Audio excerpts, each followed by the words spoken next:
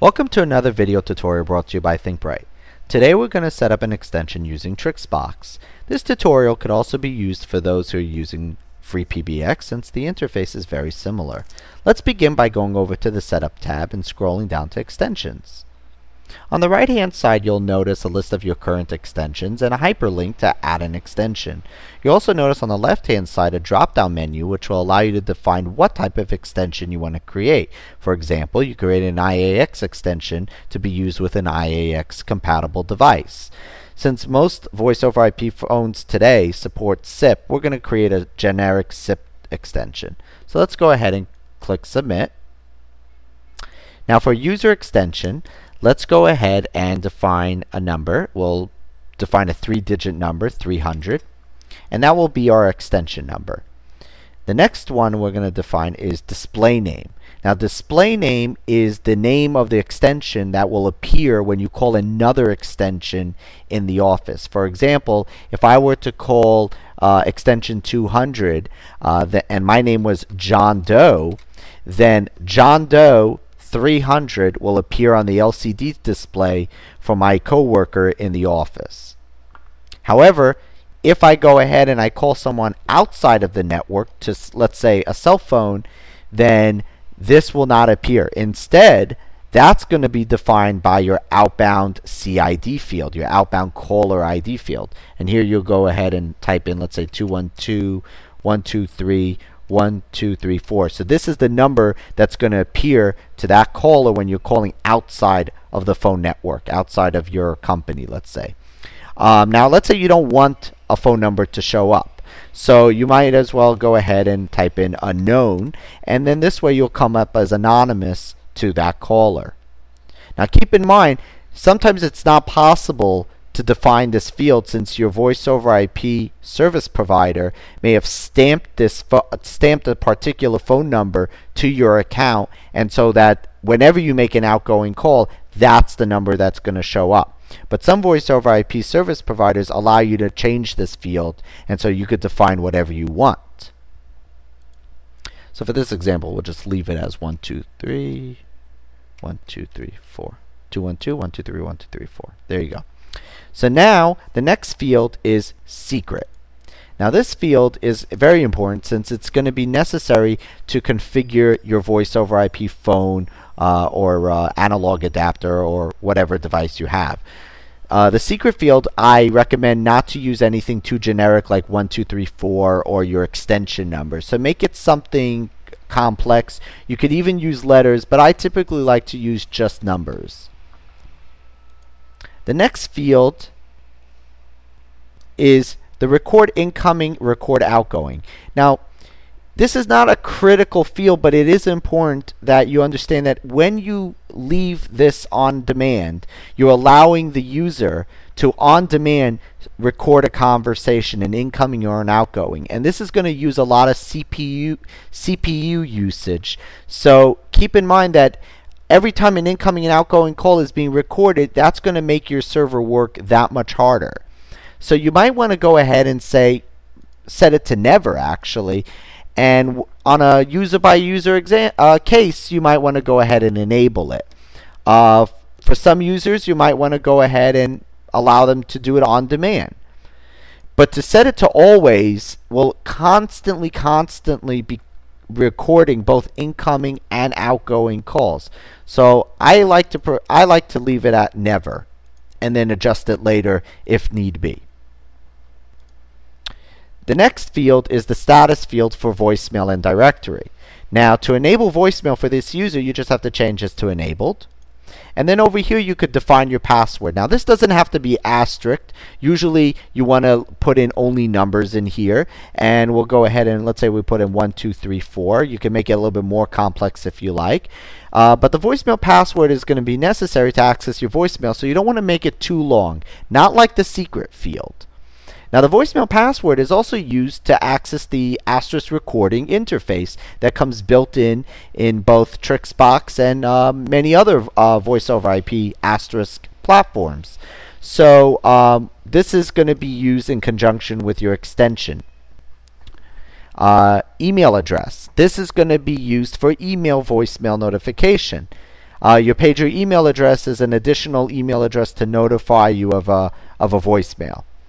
Email attachment, if set to yes, will go ahead and attach an audio file, like a WAV file, to your email when you get your email notification. And I'll go ahead and type in here john@mail.com.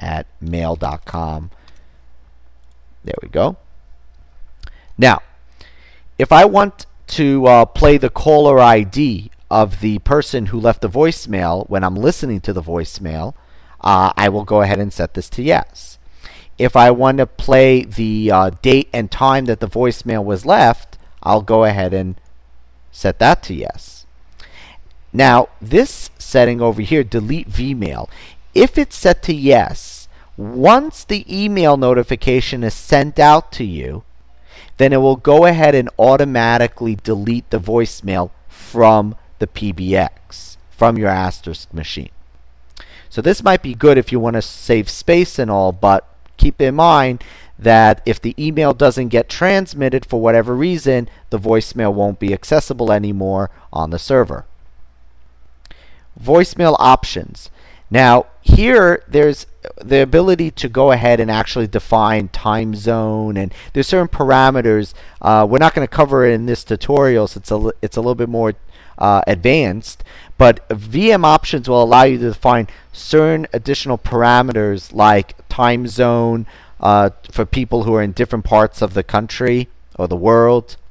As you can see here, there's a sample max message is equal to 60. This defines that there shouldn't be more than 60 messages in this person's voicemail box. You also have additional options, but again, we're not going to cover it in this tutorial. VM context. This field is very important that if you're creating an auto attendant on your asterisk machine, an IVR, there is a field in there that says what directory do you want to use, and you could split up multiple directories among one PBX server. For example, let's say you're deploying a PBX server for company ABC as well as company XYZ. So let's say you go ahead and you create a list of extensions, and you're sharing this one PBX server among both companies. And let's say they have a dial by name directory. Well, if somebody's calling in for company ABC and they're dialing the number and then they're getting to the company directory, people from company XYZ should not show up in that directory when they're entering in the digits. So in order to separate these two companies, you might want to go ahead and define it as, let's say, company, let's say abbreviate it, comp ABC, as opposed to comp XYZ, which you will create for another user. Now keep in mind, it's very important that for every extension that you want to keep within that same company, you have to keep the spelling exactly the same. So the VM context, if you create for one extension, let's say John Doe is company ABC, and you type in COMP ABC, then you have to do this exactly the same for the next user that you want to define for the same company. Okay? No capital letters, no spaces, no differentiation whatsoever. The VMX locator is an ability that if you enable it, you will allow the user to log into the asterisk recording interface and define some auto-attended capabilities in his voicemail. For example, in the asterisk recording interface, if this is enabled, he can go ahead and speak his recording, but also go ahead and say, press 1 to contact me on my cell phone. Press 2 to go to the receptionist. Press 3 to continue to leave a voicemail. So this basically creates IVR capability within a standard voicemail greeting.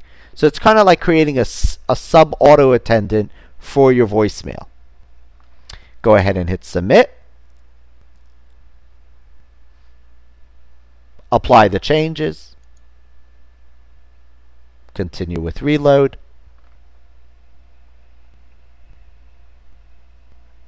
And now the extension has been created. Now, upon clicking that extension, you can now go back into the extension and edit things that you would like to change. Now you'll notice that when you're in this interface, when you go back into the extension, the interface is now going to show more fields. Now these fields are more advanced, and they're not going to be covered in this tutorial, but you will notice that when you go back into the extension, you will have more control over that extension settings. And after this, all you now need is the IP address of your server, the extension number, and the secret. You plug these three pieces into your soft phone or hard phone or analog adapter, and you'll be connected to your Asterisk server. Thank you for watching. This has been another tutorial brought to you by ThinkBright.